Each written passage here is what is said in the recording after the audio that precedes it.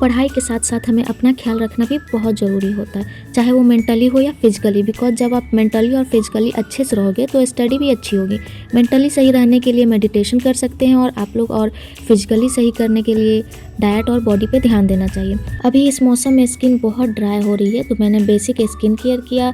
पढ़ने वाले स्टूडेंट का फटे होठ और सूखा चेहरा हो ऐसा ज़रूरी तो नहीं है, आप अपनी स्किन का ख्याल रख के भी पढ़ सकते हो। ये कहना कि अरे पढ़ने वाला बच्चा ये सब नहीं करता है, इन चीज़ों में मत करो, टाइम वेस्ट होता है, तो ये फालतू की चीज़ें हैं। बिकॉज बेसिक स्किन केयर सबकी ज़रूरी होती है। मेकअप और स्किन केयर में फ़र्क होता है। एक लिप बाम, एक मॉइस्चराइज़र और एक सनस्क्रीन, हो गया फटाफट 5 मिनट में ख़त्म। अब आप लोग बताओ कि इसमें पढ़ाई का नुकसान कहाँ से हुआ। Hi everyone, my name is Nisha and I am preparing for BPSC TRE 4। आज मेरी लाइब्रेरी का डे 4 है और मैं सारी नेसेसरी बुक को आज के टारगेट के मुताबिक जो मुझे आज पढ़ना है वो मैंने पैक कर लिया है। और अब हम चलते हैं अपनी लाइब्रेरी में।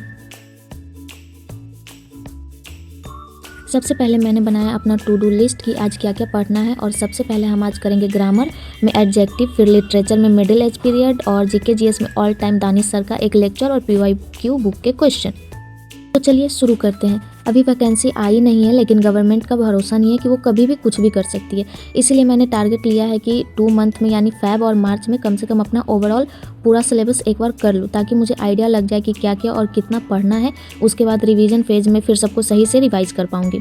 मुझे खुद नहीं पता कि इतना टाइम में सिलेबस कवर हो पाएगा कि नहीं, बट ट्राई कर रही हूँ। पूरा ना सही 80% भी होगा तो सही है। मैं आप लोगों को ट्राई करूँगी कि क्या क्या प्रॉब्लम मुझे हुई है इस टारगेट में पूरा करने में और कैसे उसको सॉल्व करना है, सब शेयर करूँगी ताकि आप लोग का टाइम बचे। जो इम्पोर्टेंट पार्ट होगा मैं ट्राई करूँगी प्रोवाइड करने का, ताकि मेरी वजह से थोड़ी भी हेल्प होगी आपकी प्रिपरेशन में, तो मेरा यूट्यूब बनाना सफल हो जाएगा।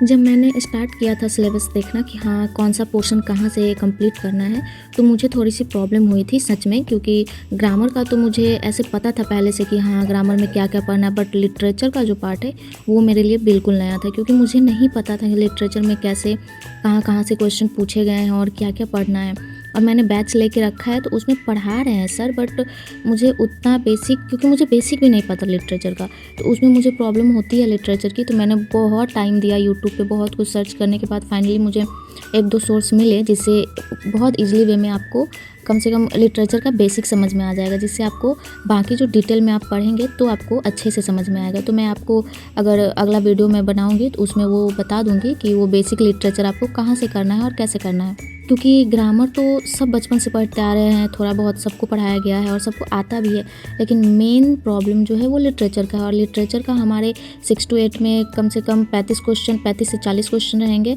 और 9 to 10 वाला जो एग्ज़ाम है उसमें भी लगभग इतने ही क्वेश्चन रहेंगे। तो एक बहुत बड़ा पोर्शन हो जाता है लिटरेचर का, और अगर आपका लिटरेचर सही नहीं रहेगा तो फिर एग्ज़ाम में प्रॉब्लम हो सकती है।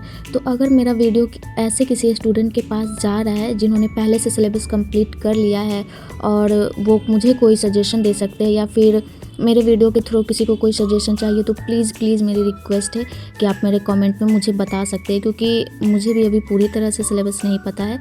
तो अगर आपको किसी को बेटर तरीके से पता है कि अच्छा हाँ इससे भी और इजी तरीके से मैं प्रिपरेशन कर सकती हूँ,